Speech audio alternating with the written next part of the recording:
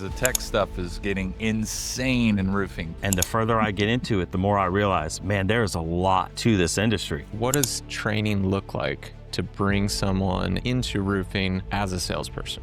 I think the feedback that we've gotten is... What was the systems and processes you used to try to find good salespeople for your roofing company? What would you say is like your top 2 or 3 sales books? I can tell is going to be a really good one. It's called... What's some of the cool tech stuff that you guys have implemented or seen or played with in roofing? They do satellite imagery for measuring roofs. What are some of the things you guys have done specifically to set yourself apart? So the next 5 years, we are planning to be... Welcome to Beers with Contractors.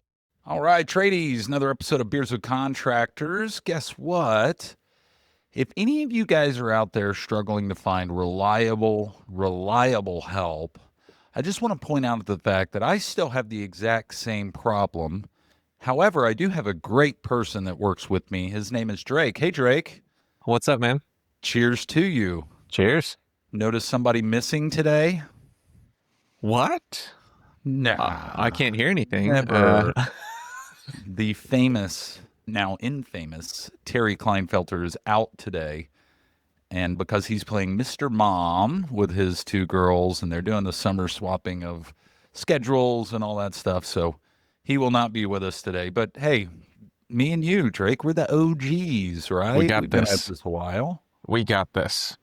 Well, good help is hard to find, but not good subscribers. So before we get started, because I've been really lazy at this, a few of our new subscribers, NCNV, Robert Zambic, Danny, Jesse D33.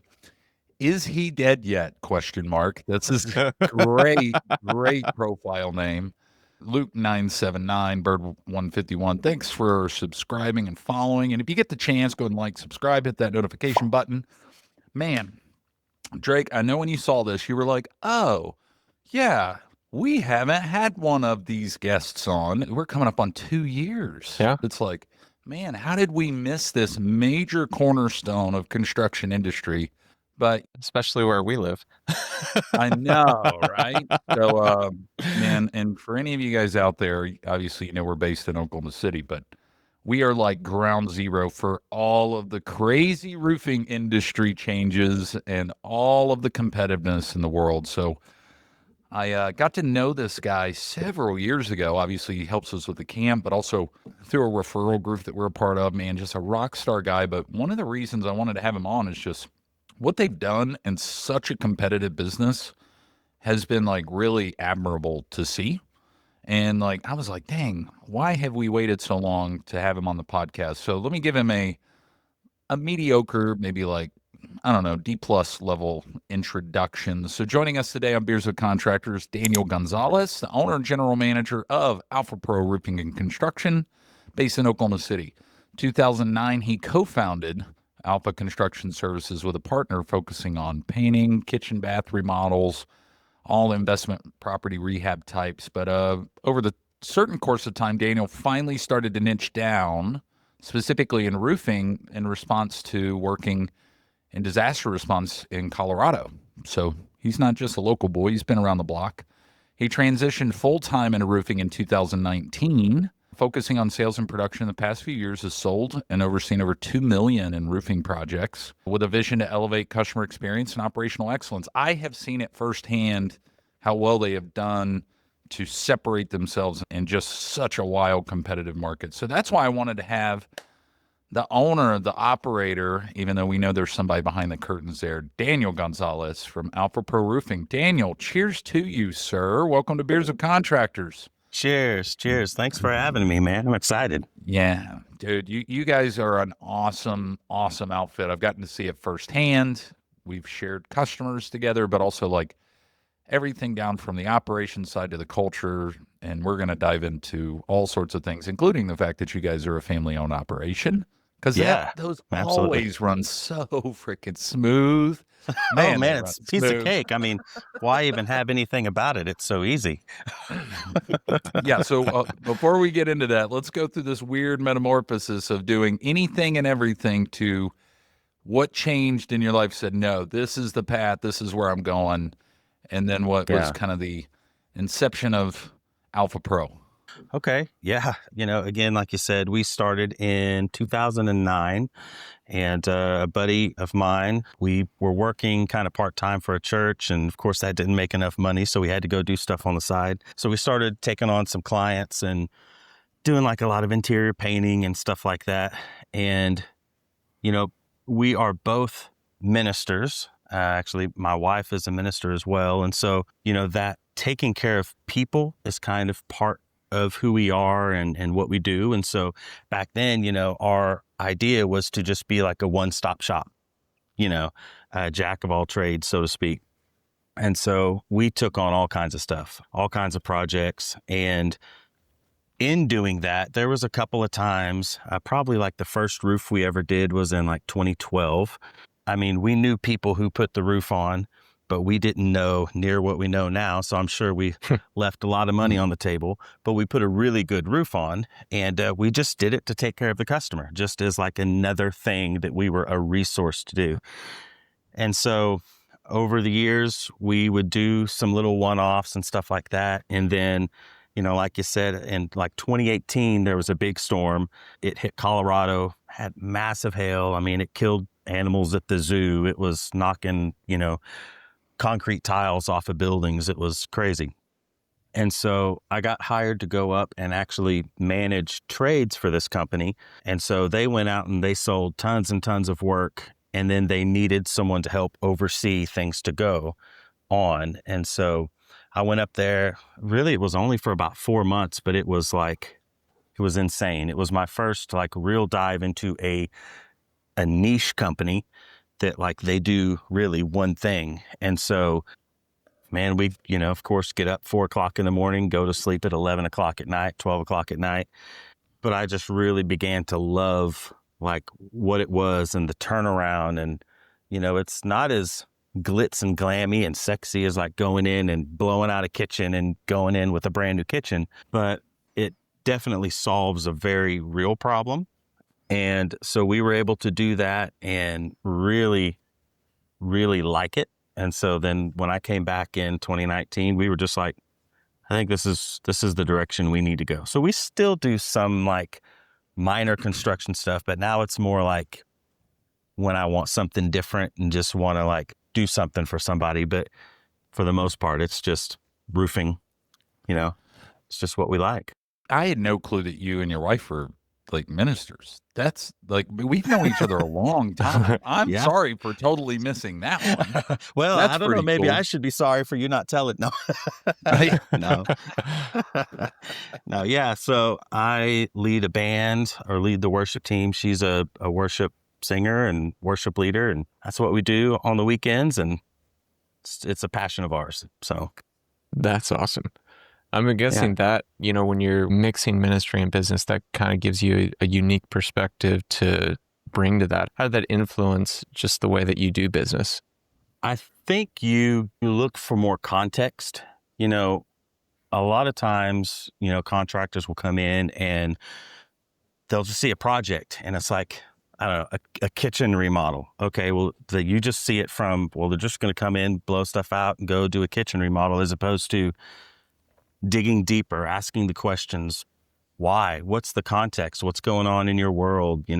Is it that your parents are aging out and they need certain things in the kitchen in order to make it feasible for them? Or, bathroom remodels, aging in place is a big thing. And then it also really lets us connect to the homeowner, because one of the things that we tell our people all the time is we don't want to be those pushy salespeople. We're here to solve a problem. So we need to talk and form a relationship, figure out what the problem is. And I think that helps us see the bigger picture. We're not chasing the dollar. So. Mm-hmm. Mm-hmm. So that's interesting, because I see this. I know a lot of businesses all around the country. And I just want to peel this back, because many of those businesses are really faith-based businesses, right? And yeah. But then I always there's always this question in the back of my head. I was like, do the customers really care? And I've always been curious, because you have that kind of written into your culture and your background and things like that. Like, what's that perception like on the customer side? Do they care, or do they view you as a more dependable and reliable company because of it? I think the feedback that we've gotten is a lot of the times, especially when we were doing some of the remodeling stuff, roofing is a much shorter time frame as far as the actual work, but we're still like involved with that customer for quite some time, especially, we're dealing with insurance companies and the whole thing. So it kind of gets drawn out sometimes.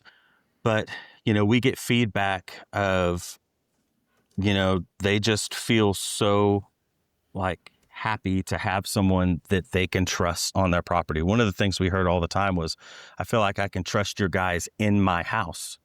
It's almost like your family. Like sometimes when the job ends, they're like, oh, we hate to see you guys go. We've seen you so much over the, past couple of You weeks or mean they're past like, couple of months. not like, no, there's been a bomb going off on our property for 2 weeks. Please hurry. Well, there are some of those, but for most of the time, it's a really warm.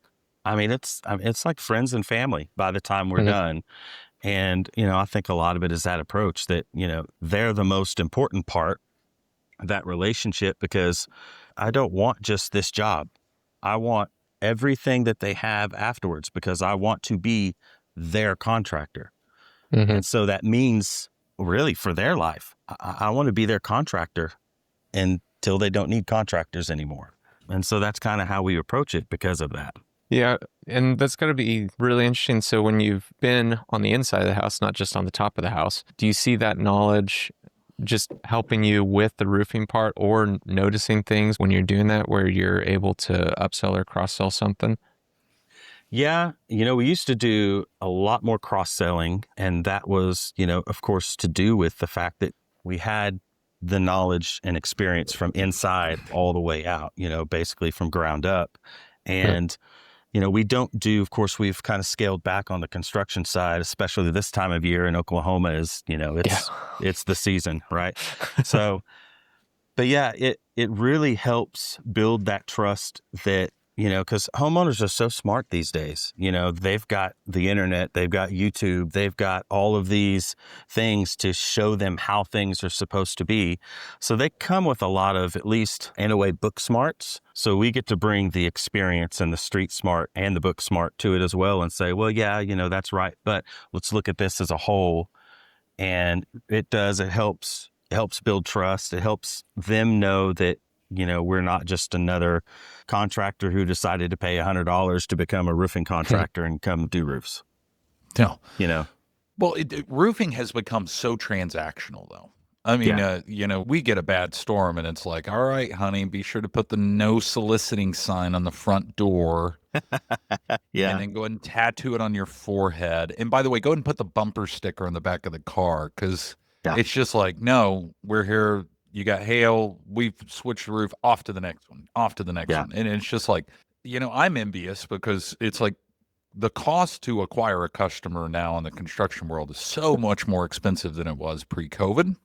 And heck, forget about COVID era. But, to hear that, that shows me an evergreen thinking. So at Alpha Pro, was that always the strategy? Was like, no, we're going to play the long game with the customers, or did that just slowly evolve over time? I think it was really kind of a strategy from the beginning. Of course, at the beginning, you don't have as many customers, you don't have that repeat and referral. So a lot of the stuff that you get is new, but it was always from the pretense of, we want to be who you call in 10 years.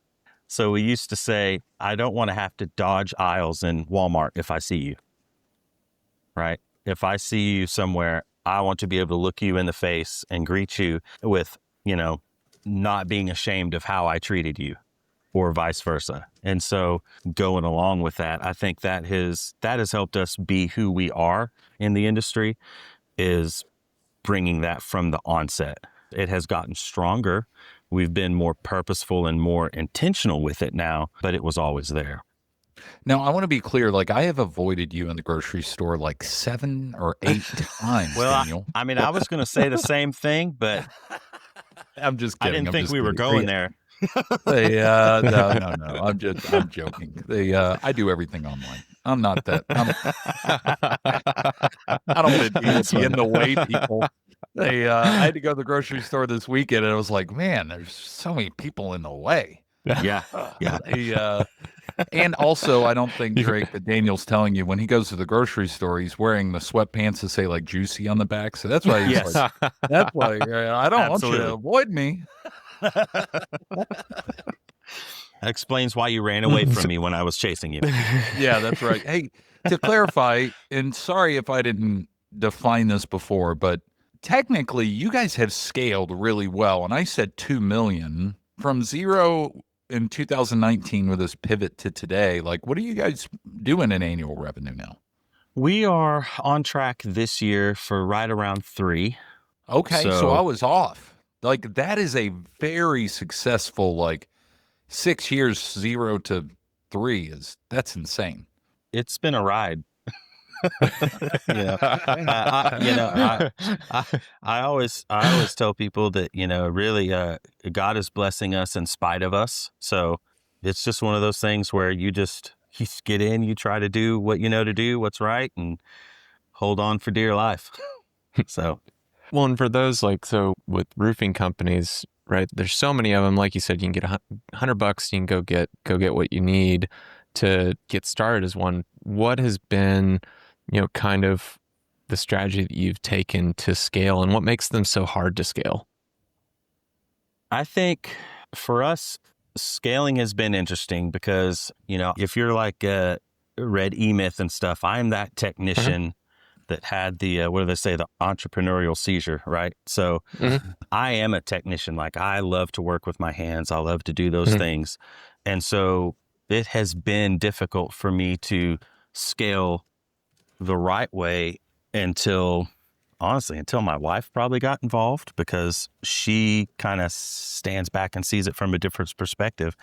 But learning to delegate and get people on board on the team, kind of going over to like traction and stuff like that, like getting the right butts on the seats in the bus, So that has been a huge deal as far as starting to get that momentum of changing.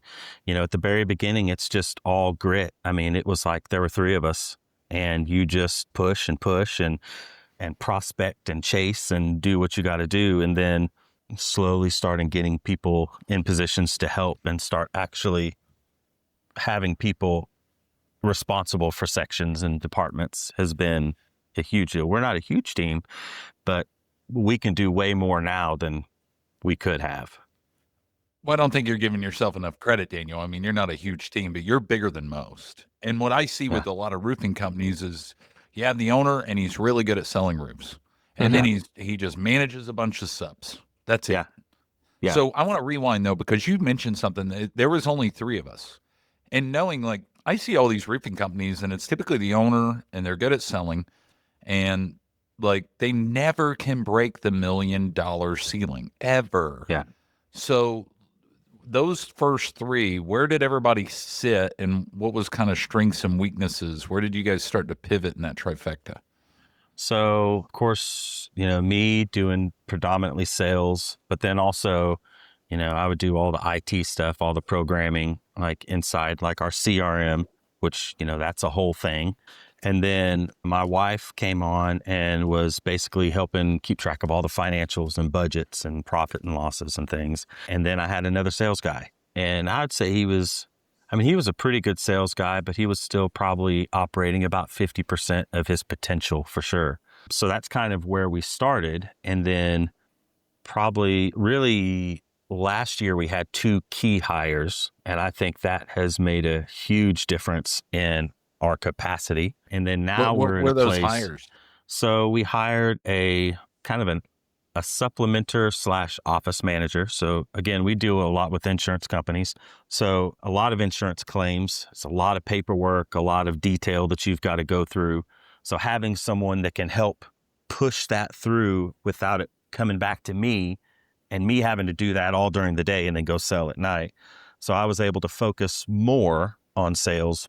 The other is a gentleman who comes on, and he's basically my right-hand guy. He goes and does anything I can't get to. So if we've got calls coming in and we needed to go do an inspection or write an estimate or something, I could delegate things to him. And he just basically was an extension of me and really helped me be able to take the things that really only I can do and keep those and push the things that someone else can take on. And, I'm still learning that part because I like to have my hands in things. I'm not only a squirrel, but I'm a little bit of a control freak. So No, not owners, not Not a business entrepreneurs. owner. exactly. No way.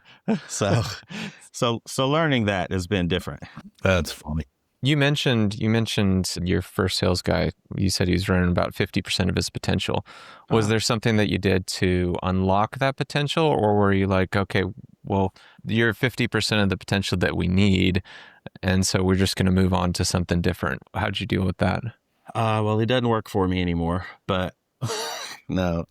As most first That's sales what hires, sales- I was gonna say like, all right, let me put my hypocrite hat on. Oh no, my first salesperson always works out. No, that's because you're never trained to be a good sales manager at that No. level either. It's a Man. totally different skill set. So I mean, that is a whole thing that I have learned because I am now like the sales manager. I am a great salesperson, but I was a horrible sales manager. It's just like you said, it's a totally different set of skills. So what change happened? Was it your blood pressure? Was it your? I'm sorry, that changed? no, Yes. No, because it Yeah. is, and I think this is important because I struggled with this in my old days. Yeah. And it was just like, man, I was just a great salesperson, and then it was just like, oh, sorry, I was over talking. Daniel, you throwing shade at the host? Show's over. Hey, anyway, no, like I think as owners, especially entrepreneurial owners, that exact thing is a major problem. We're good at sales, but then we have to manage sales, and then we just suck at it. So what mental shift change, or what rock hit you in the head thrown from your wife to make you change? That's accurate. No. I think one of the things that we really stress here is continuing to learn. So you have to be hungry. You've got to be consuming knowledge. And honestly, I would rather learn from somebody else and their mistakes than learn from my own and have to deal with that timeline. So reading books, I just went through a book. It's kind of boring because it talks about KPIs and, leads and lags and all this stuff. But as a salesperson, it's boring. As a sales manager, I have to understand the science of it. Sales is art and science. Sales management is science and science. You've got to learn to like the numbers, and I'm still trying, but I'm getting better. Yeah. When you mentioned books, when you're recommending sales books to people, like what would you say is like your top 2 or 3 sales books on learning sales and being good at it that you would recommend? Tradies, running your small business can be demanding. You got suppliers you got to work with. You're managing crews. Hell, you're chasing sales. It's a lot to take in. Listen, if you want to grow your business, you got to stop working in it and you got to start working on it. So that's where my friends at Foundation Rescue Supply come in. You're not just getting foundation repair products and waterproofing products and air quality control products. With their nationwide distribution, you're getting a partner who knows how to help you scale. And that's why I use them. The Foundation Rescue Supply team has industry knowledge that'll help make your life easier. You get the tools, the trainings, the systems that you need to move the needle.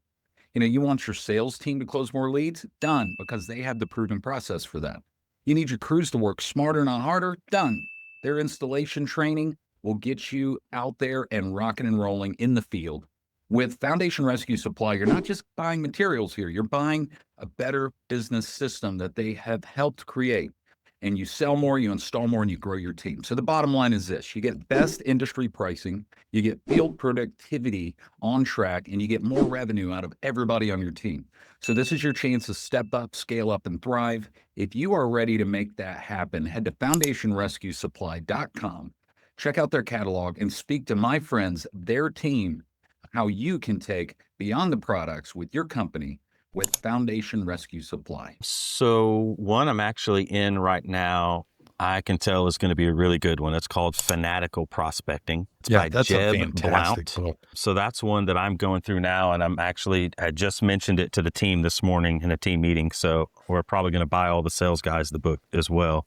So that one is really good for going out and feeding your pipeline. But then from the sales management side, There is, of course, if you're familiar with Sandler, they've got a book, You Can't Teach a Kid to Ride a Bike at a Seminar, or something like that. I've heard of this. Okay. I haven't taken it though. Yeah, so that's a good book. I've gotten into it about halfway, but I had started reading one.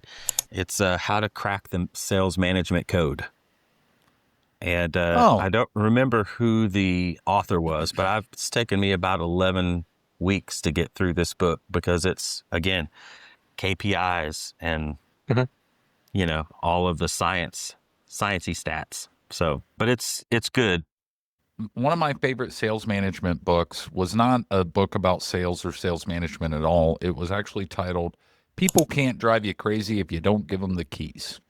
I like that. And I'm sorry, let's just, as reference to scale, which I think is actually healthy here, and I'm sorry, we're leaning on some sales leadership, Daniel. You have how many sales reps right now? So we've got 3 now because I just brought one on. He's technically training. He's in his 2-week training period right now. And then, so myself and 2 others, and then the new hire. Okay, so here's the little cheat code I get as host. I have already met these guys, and they are awesome.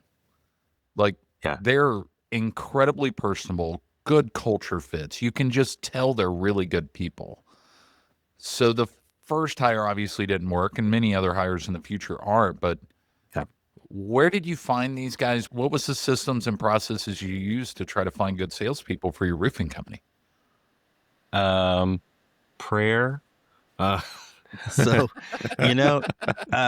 one of the guys, it's funny because before we hired him, he was actually the service manager at a car dealership where we were getting our car serviced. And in dealing with him, seeing how he went above and beyond to take care of us, to make sure we were communicated with, to make sure we knew what was going to happen. If they messed something up, they ate it. Like, he made sure that it was right. And I remember going to pay the tab at the service counter and being like, I mean, this is great, but like, is this what you want? Or do you want something different? Like, how are you sitting? And we had a conversation and it went really good. He didn't come on for almost a year. So it was one of those deals, like, he was just really like comfortable where he was at, because he had a salary, and as sales in our organization, it's predominantly commission. And so, there was that risk there that he had to figure out if he was willing to take. But I knew from talking to him that he fit the culture. I did not know if he was going to be a good salesperson, but I knew that he fit who we are. And so that made him a good hire, because I think, roofing can be taught. The insurance side of things can be taught. Sales can be taught to a large extent, but that culture, that DNA, that who we are, how we operate, that's, you got it or you don't. So.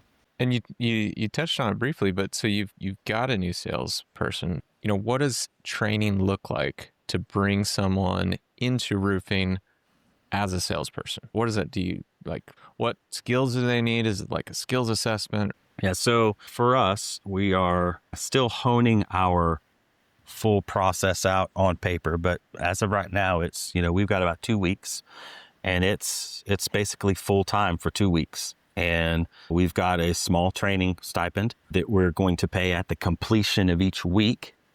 So we're not paying ahead of time, but if you do what you say you're going to do and you come and show up for a week, you'll get that first pay. Second week, you'll get the second pay. And at that point, if you're a fit, we will give you an offer and say, this is a commission rate. This is, if there's going to be any type of base pay, we have done like a base pay commission draw type setup to where it's based on, if you sell this much, it kind of gives them a minimum, but they have to sell that. You know what I mean? But as far as the training goes, we dig into who we are. We talk about values. We talk about our goals. This last week, that was a big part of what it was. And just as a salesperson, you need to be able to face rejection. You have to have 10 inspections by the end of this 2 weeks. It doesn't matter if they're from friends, family, or from somebody you have no idea, but you have to have 10 solid inspections set by the end of the 2 weeks to even be considered. I've had one or two people try to go through this and they didn't get it done. You know what I mean? They had excuses and, oh, well, nobody wants me, and, whatever the excuses are, there's tons of them. So that was probably one of the biggest things. And then really the training time for me is to see, do they show up? Do they show up on time? Do they actually read the material and follow instructions? So are they teachable? Do they fit and mesh with my team? Those are really the three main things. Because I've realized as we really got into roofing from the outside, it was like, oh, it's roofing, it's shingles. Like, how hard can it be? And the further I get into it, the more I realize, man, there's a lot to this industry and a lot to like the products and, installs and all this stuff. And I know that that's going to take time to learn. So I just want to make sure, we want to make sure that they fit the team in that 2 weeks to make sure that they're a person of character, person of integrity, and that they communicate if something is not going to be like it's supposed to be. Yeah. By the way, this makes so much sense. And sorry, Daniel, I didn't realize you guys were like an EOS driven company.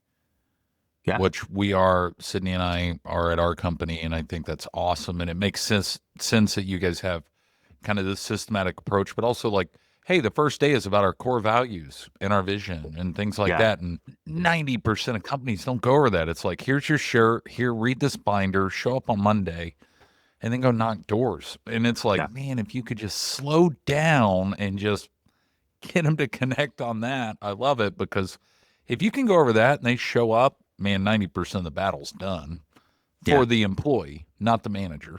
But, right. Yeah.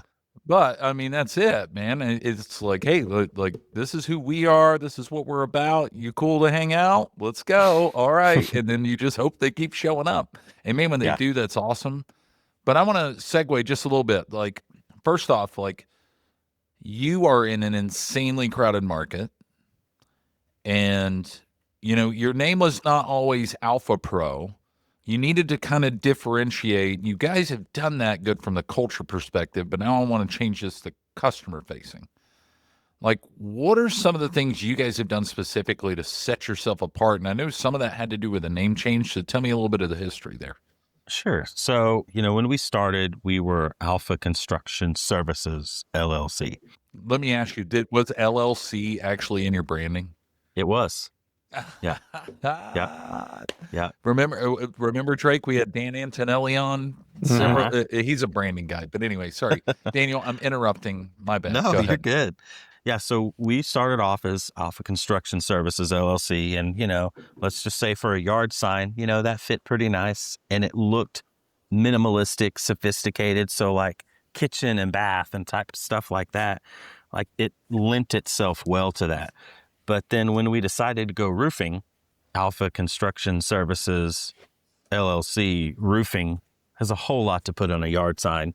So we knew we were going to have to change something. And then, of course, Alpha is a very common, untrademarkable name by itself. And so there's another company, there's actually probably 2 or 3 companies with Alpha in their name that do roofing. And so, of course, we had to delineate ourselves and, we're the pros. So we just went with Alpha Pro. Well, we were going back and forth, Alpha Dogs, and, that's just not our personality. So that didn't fit. Well, you didn't want to go with the betas either. No, I didn't want to do the betas, I'm trying to think like, hold on, Drake, you can help me with this. I'm trying to think like, what was the frat house and Animal House? Was it? Oh, Beta, I'm not. Gamma, or Delta. Alpha. That'd be Alpha. A weird little jingle. Well, obviously it's working, and obviously you can throw out marketing dollars all day. Yeah. But, you got to match the systems, the processes, the customer experience. The employees got to work and follow by all of that stuff. So I know it's working. I see it in the market, and it's just cool to see because, dude, people think my market's competitive in foundation repair. Then I roofers are, oh man, like, yeah, grass is greener. Nope, no, it's not. And speaking of which, like, let's define this because people may start looking at alpha, Mhm. what? So like specifically, like if somebody wants to get a hold of you, Daniel, about some of this stuff, like what's your website? What's the best way to contact you? Okay. Yeah. So it's alpharoofingok.com. So that's the website, and it's alpha like alpha and omega. I've seen it spelled wrong several times. And then, of course, we've got a LinkedIn page, we've got Facebook, we've got TikTok, we got Instagram, have YouTube, but don't have much on there. But those are kind of main avenues. We do a lot on Facebook, trying to get better at TikTok. That's a whole animal in it of itself. Well, it's funny that you do so much social because it's like most people are just like, yeah, here's one little Facebook link. Hey, here's a selfie of me on a roof tearing the hell Yeah. out of the shingles. Yeah. I see these all the Yeah. time. It blows my mind. So, other than waking people up at 4 a.m. on a Saturday morning because the weather's good, what are other ways that you differentiate your company? So, Just kidding, Daniel. You don't have to answer that. that doesn't bother me at all. Drake, seriously, have you been through those moments where it's like, oh man, I get to sleep in the morning, 4:30, Knock, knock, knock. pat, pat, pat. It sounds like machine gun fire, but Yeah. hell, we've all had to go through it. Hey, I want to segue because you are a lot like my business, much like our 6 listeners. You are a family-run company, and we haven't mentioned your wife's name yet. I don't know if we have permission yet, but she is an awesome operator. Yes. So, what bet did you lose that said, "Hey, we're gonna just go ahead and make this a family affair"? And how the hell is that going? Pros and Yeah. cons. Man, I tell you what, it's been awesome. So, working with your spouse is it's a whole thing, right? But I can honestly say that our business is so much better because of her. So she has just got the mind to see multiple ways. She's really good with numbers. She's good with budgeting. She's good with conflict resolution. She's good with all the things that I'm not great at. So it works really good. We've been married for 20 years. And so she's Now, been hold on. Married 20 years. How long have y'all been working together? Since 2019 or before? 2009. Okay. So she really came on about 2018 is when she really started coming on, like Okay. full time. It's wild to hear that because, well, to be clear, I think like a lot of construction companies, they do that. Like it's just natural. Like we're talking about it at the dinner table. Yeah. So why don't we just make it like build it into the budget and you're now doing the books and answering the phones? Like, is that how it worked for you guys? Yeah. To a certain extent, that is kind of how it started, is just, Oh, hold on, Daniel. Let me ask this. Did you say you need to work in the company because this is getting overwhelming? Or did she just say, you're bad at this, I'm coming in the company? And by the way, I know Crescenda, so I don't want to incriminate myself, but yes. yeah. So, yeah. She Good was answer. like, you need some help. And, Yeah. it's been fantastic. I've been telling her, since she started like really working with the company, I was like, you are the face of this company. Like, she doesn't like it when I tell her that, but I'm like, she is so good with people. She is so genuine and she cares so much. And it's interesting because she cares so much about this industry, which has shocked us both, because it's like it's roofing, and there's a growing amount of women in this industry, which is awesome. And she is just, man, she's a powerhouse. So she's actually on the executive board of directors with the Oklahoma Roofing Contractors Association. This is her second year for that. She's involved in all kinds of stuff, and she's awesome. So I always just tell people, you always hear, oh, this is my better half. I'm like, yeah, this is my better 7/8. So Yeah. Now, with that being said, you guys have plans to scale in the future. Yeah. And you guys are obviously consistently doing that. 0 from 2019 to 3 million to today with this new entity. What's the future look like? And what's the future look like with your family being involved in, call it, the next 5 years? Yeah. So the next 5 years, we are planning to be somewhere around the 7 million mark. 10 years, we are shooting for right at around 10 million. And that's probably about as much as we want to go, unless we get there and, man, things are smoking and we go from there. But, we want to open a couple offices in other states. We're technically licensed in Arkansas, so we can operate in Arkansas now. But we want Colorado because I love Colorado, Arkansas. I don't know about Texas. Texas is extremely cutthroat when it comes to roofing. I don't ever want to race to the bottom on jobs. So, but yeah, that's kind of the goal, probably a team of about 20, fleet of trucks. We've got it all on the EOS traction organizer. We've got our stuff. Yeah, you got it on out. the VTO. Yeah, it's actually sitting right over here. Yeah. All right, so we have this recipe for disaster. We're brewing it up. We got the husband and wife in there. Now we're going to take your 2 sons. Yeah. Let's throw them in there. How's that going with the boys? Because you're bringing them into the business. Like your oldest is already in the business. Your youngest, he's coming into age. How's that working out? It's been interesting. My oldest, his name's Ian, so he is running our production crews. So he shows up on the job, makes sure that all the materials are correct, makes sure that they're doing everything that they're supposed to be doing, kind of is the on-site during install, which is actually also one of the things that we do a little bit different than a lot of contractors because they just send their crew and that's it. But so he's on-site through the whole process. And it's been interesting because he is also kind of like halfway moved out right now, meaning he's got a place to stay, but he comes home and showers and does laundry and eats. So it's just been so interesting. So I am not his direct upline. So that was one of the first things I did, is I put my right-hand guy as his upline because I knew he wouldn't survive if I was his upline. There's just, it wouldn't work. One of us would not be a part of this company anymore. So, and you're the owner. So hey, I think that's completely accurate.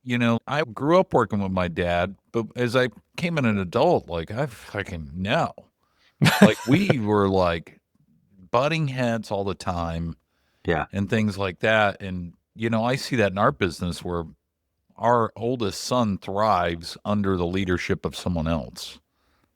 And I think that's a common mistake that family businesses make. So I think it's wise that you did that because I have met Ian, and he is sharp, man. I like that guy.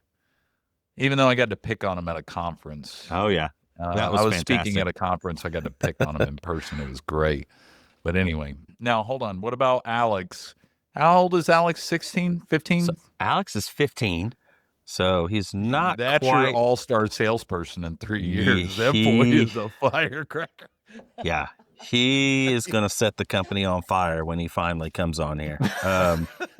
So right now, he just got his first job, not with us. So he's working for a friend of ours doing property management. So the 15-year-old kid is meeting and doing inspections and walkthroughs and lease signings and evictions. It's pretty interesting. Oh, wait, so Alex is handling evictions? Yes. Hey, yeah. All right. Yeah. So. Oh, dude. So by the time he gets to us, he's going to have some pretty interesting experience already. That'd be really cool. Yeah. He's going to be able to handle collections for you. This is awesome. Oh, yeah.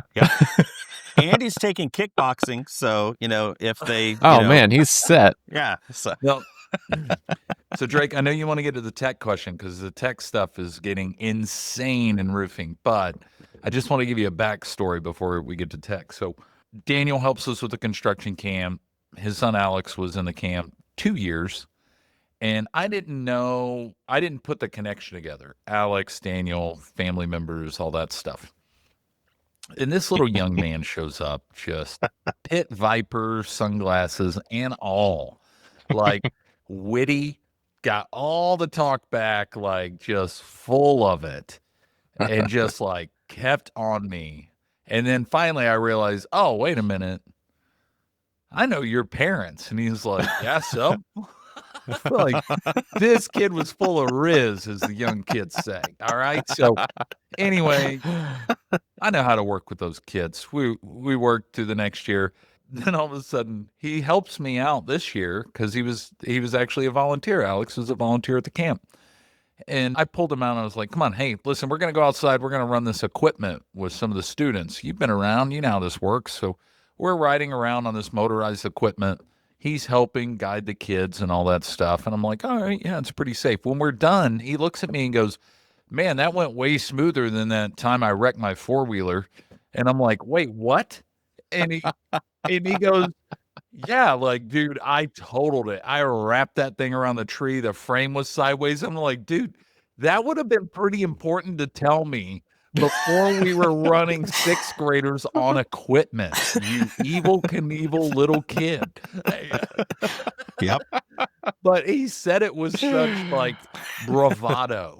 It was just funny. So like, that's why I sit here and I look at it and I'm like, honestly, if from a sales perspective, if Alpha gets to your target, Daniel, beyond that, if it triples, it will be because of the sales nature of the youngest. But anyway, So true. sorry, Drake. Let's segue because I know I want to get into all this geeky stuff too. Yeah, I mean, roofing, you guys are up, there's heights, what's some of the cool tech stuff that you guys have implemented or seen or played with in roofing? Yeah. So, of course, one of the things that kind of has been around for a little bit, but has been a super help was, of course, they do, satellite imagery for measuring roofs. So, we don't really do a lot of like hand measuring anymore. I still teach it to the guys, but pretty much you just, type in an address and boom, they take a satellite photo and send you all the measurements. So that's really cool. But now, of course, they've got things that you can go around the house and take photos, and then it will make a 3D image of the house that you can change roof colors and siding colors. And then now it's just this 3D model on a phone. Mm-hmm. Of course, drones are huge in the roofing space. We do, drone inspections when you've got, maybe a slope that's a little steeper than you want to be on as a salesperson, maybe a little higher. You can do those inspections with a drone. Thermal imaging, it's been around for a long time, but it's something that like we've just started adopting.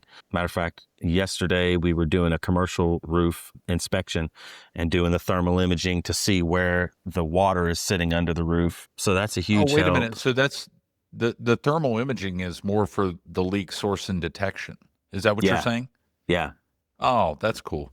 Yeah. So The, that is, I can see that's going to help tremendously. So of course they've got the drones with the thermal imaging as well, but I've got the little handheld one that you go buy at Home Depot. It's fantastic, Mhm. and it took something that we would have had to get into and rip up before we'd have ever known what the real situation was. And we can just walk the roof and take photos and mark it with spray paint and know what we're dealing with, which is really nice. Yeah. So with that technology though, so you talked about drones, Mhm. like, and I've heard about this becoming such like a big movement a few years ago in the roofing space, which I think from a safety perspective is awesome. Are Yeah. you seeing more of an issue with like credibility with like the customers being like, hey, really? Like, you haven't even been on my roof. Is that even been a thing for you guys? I mean, what's that looking like? So we use the drones more as a supplement and not so much as like the inspection itself. Okay. So we really like to see it, touch it, feel it, because it's hard to get all the information from a photo. But we use it more, honestly, as just kind of a razzle dazzle for the clients to be able to see those type of photos and imagery of their own property. Because one, it lets them see that, yeah, this close up of a shingle with hail actually is the whole roof of your house. And so, Mhm. because we don't ever want to go up and do an inspection and come down and just say, oh, yeah, you have damage. I mean, we want to show you, here, look, this is your shingle. This is the damage. This is what it looks like. This is why it's a big deal. So making sure to educate, and that's just a good supplement to educating the homeowner and letting them see the big picture because, most homeowners aren't on their roofs. And the ones that are dangerous. Exactly. So hold on. I want to settle this debate. Maybe there is no debate here. All right, Daniel. So roof venting. Like it's been a big. If I mention Yeah. roof venting on social media, people just lose their minds and everybody jumps in. Now we're Yeah. in a warmer climate. Yep. Like, what's the best roof venting method, and why? So I'm going to say that there's not necessarily a best, because every roof is so different, unless you're in like a bunch of tract homes or something. Ventilation is something that we're very passionate about and something that we look at because it causes so many problems. I was on a roof like last week, and it was like a 50 square house, which is, square is 100 square feet. So a 5,000 square foot roof, and it had 4 box vents. So by code, that should have had about 18 box vents.